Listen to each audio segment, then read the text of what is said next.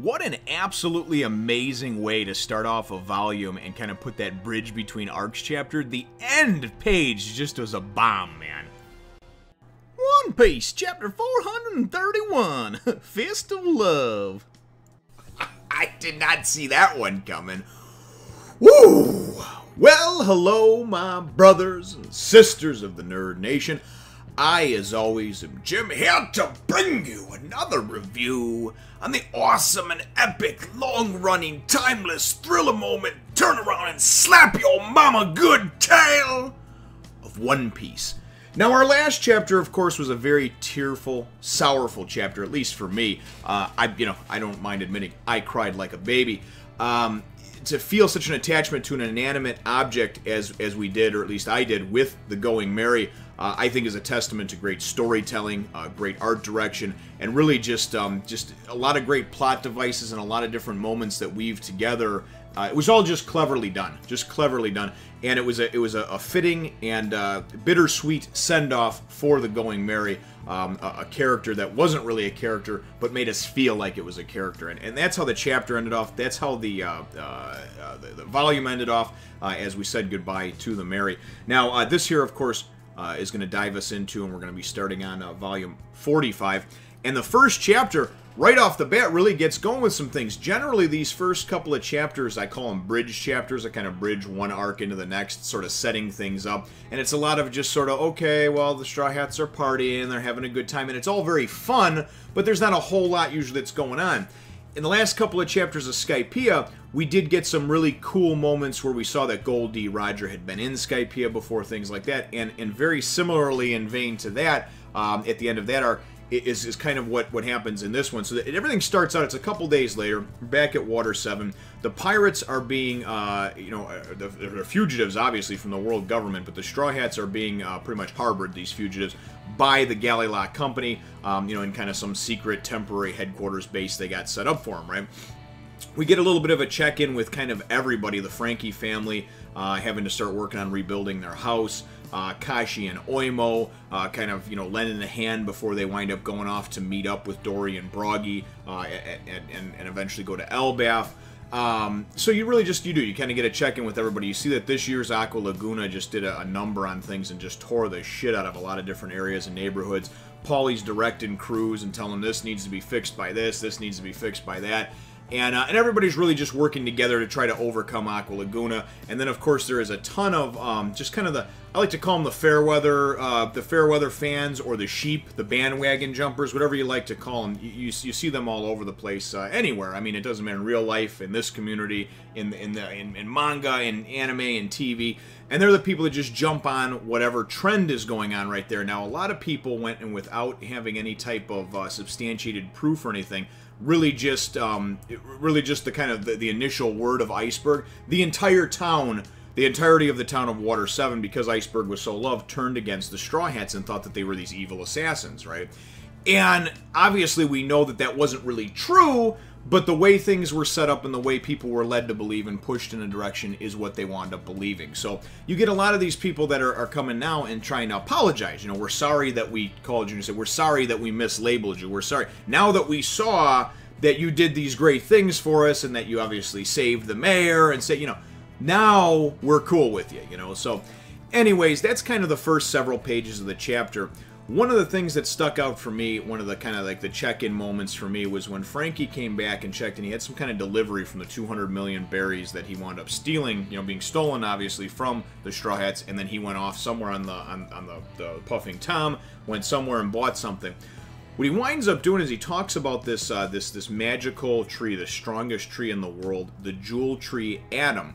And I thought that was very fitting, regardless of how the translation switched over or whatever. Coming from a background where I grew up, obviously knowing a lot about Christianity as far as the Bible and things like that, Adam and Eve, that's kind of what I think of when he talked about this tree Adam. But anyway, regardless of getting into anything with political or religious views, we don't need to get into any of that. The point is that he spent the 200 million berries on wood. Occasionally, wood is harvested from this tree. It's said to be that the Oro Jackson, which was the only ship that ever made it all the way around the world, and of course was the Pirate King Gold D. Rogers ship, which was built by Tom, was built using that wood. So the whole gist of this is that Frankie got that wood, wants to make like this dream ship, right, that he's been wanting to build because it's just sort of building is in his blood and in his veins. And he wants to give it to the Straw Hats, right? Because they're all depressed. They've lost all their shit and everything else. And that's kind of where things start to come into play with the people, the fair weather fans. Everybody starts kind of bringing them back some of their things that were confiscated from the hotel they were at and everything else when they thought they were assassins. So Nami's getting back her tangerine trees, and everybody's kind of getting back their stuff, which is great. But they still had no ship, and then Frankie comes along and tells him this and drops this bomb on him and says, hey, listen, I'm going to build the best ship ever. It's going to be at least as good as the Oro Jackson, and I want you guys to sail in it, you know? And I thought that was cool, very fitting, cannot wait to see what he comes up with. But really, that wasn't the watershed moment of the chapter. That wasn't the bomb that was dropped in the chapter.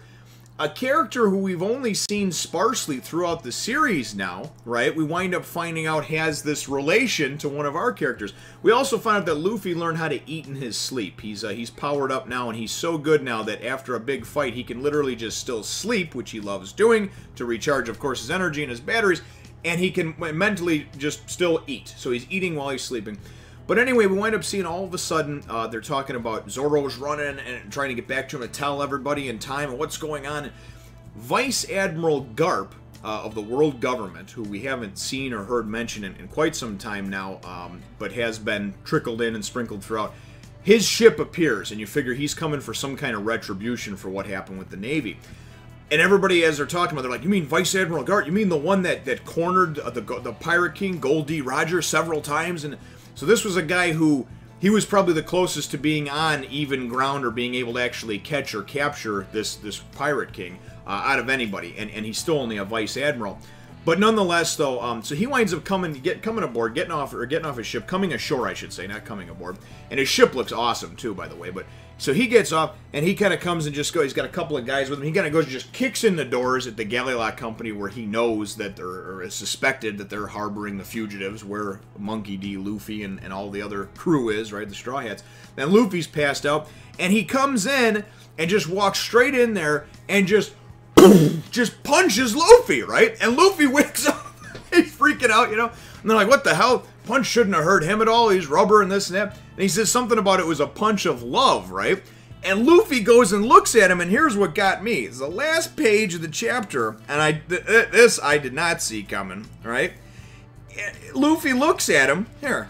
Luffy looks at him and goes, whoa, Grandpa? And everybody's like, Grandpa? And I was like, Grandpa? The fuck? We don't know anything about Luffy's parents. At least they have not really talked to us. Other than Luffy's brother Ace, we don't know anything about his family, right?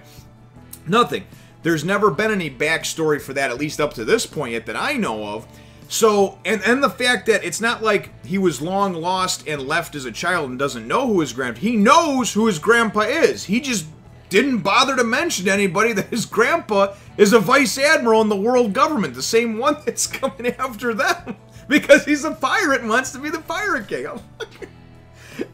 So I'm over here, I'm like laughing, I'm crying, I'm slapping myself, I'm kicking myself in the ass, I should say, because I'm thinking, man, should I have seen this coming? And I'm trying to go back and I'm trying to look at other chapters and other volumes that I got up there, and you know, I didn't know what the hell. I did not know this guy. That was a bomb for me that they just dropped. So that's how the chapter ends off, though. What a great bridge chapter, I guess you would call it. We find out, we get to check in with everybody to see what's going on. Everything's dark and depressing. We've got no ship. We've got a log post that'll be good in a couple days, but we got no possessions, no ship.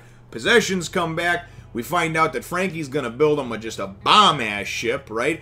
And then we go and Vice Admiral Garp comes and kicks the door in and busts Luffy in the head. And he's, hey, Grandpa. Man, that's how things leave off.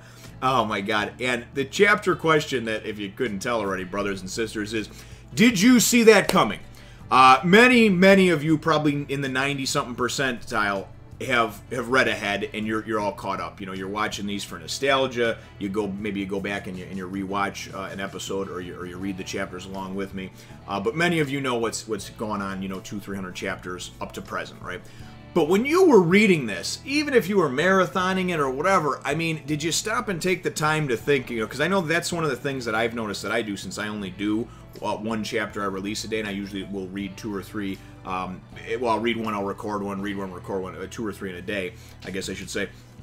But did you see that moment coming? And I know a lot of people have said, you know, admittedly, when they went through and they were kind of marathoning and reading 10, 20, 30, 50 chapters a day, some of the moments didn't soak in as much for them.